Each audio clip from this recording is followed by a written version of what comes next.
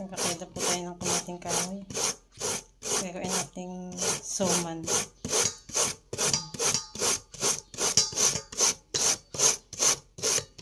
Ito nga po palibigay sa akin ni Malay.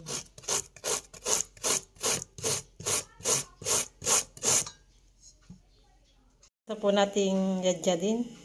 Natin na po iyang napigaan. Malagyan na po natin asukal.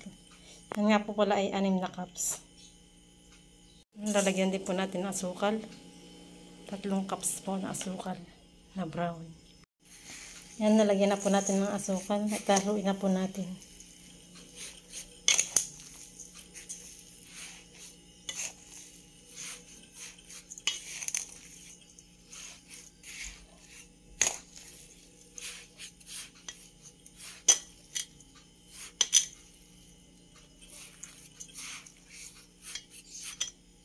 Yan, tapos na po natin haluin ang ating asukal at saka kamote. Po tayo ng daon ng saging.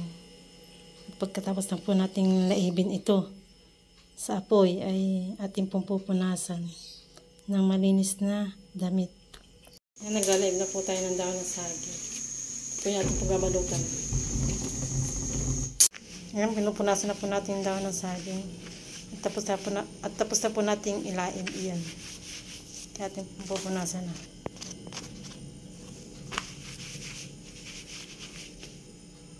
Yan, tapos na po natin punasan ng ating dahon. At tayo po ay magbabalot na. Magbabalot na po tayo ng kamote. Papalamanan din po natin itong bukayo ng ating suman. Ating babalutin po. Yan, ito po ay magiging palaman niya. At tayo po yung magabalot na.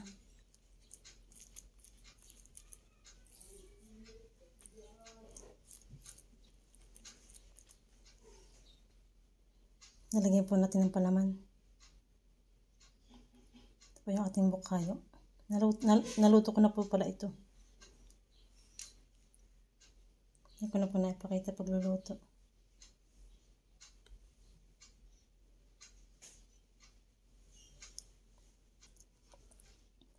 Yan, natin na pong babalutin.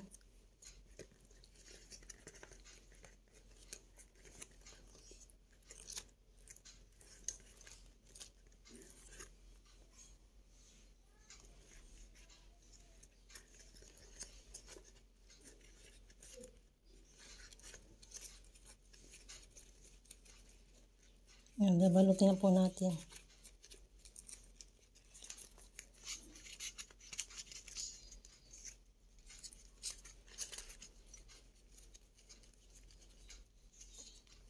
Ano po? 1 point. Yan na po natin nabalot. Isa pa lang po natin nababalot.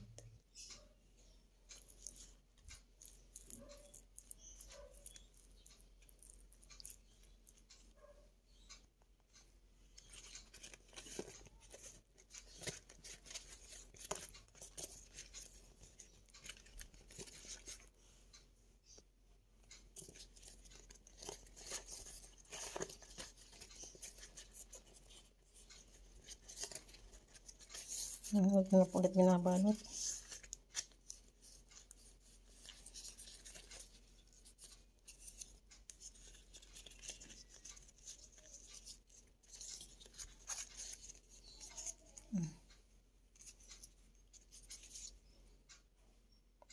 Yan, tapos na po natin balutin at atin na po sasaklang.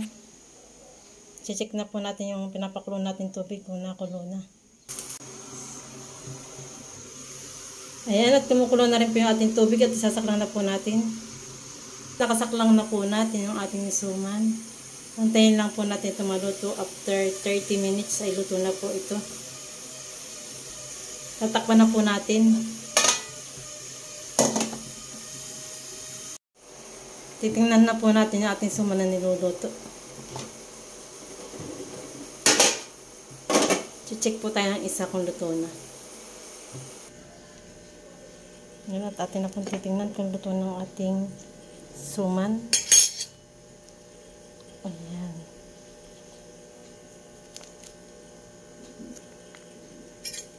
After 30 minutes ay talaga pong luto na siya.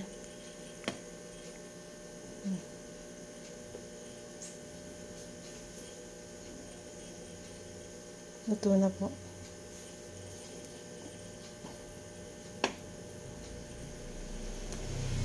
Yan na po yung buko yung bukayo.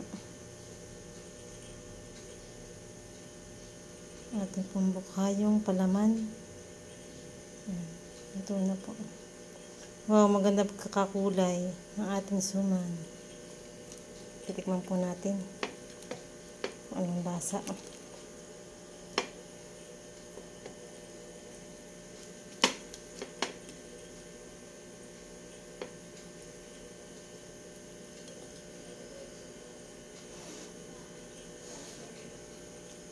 Masarap po siya.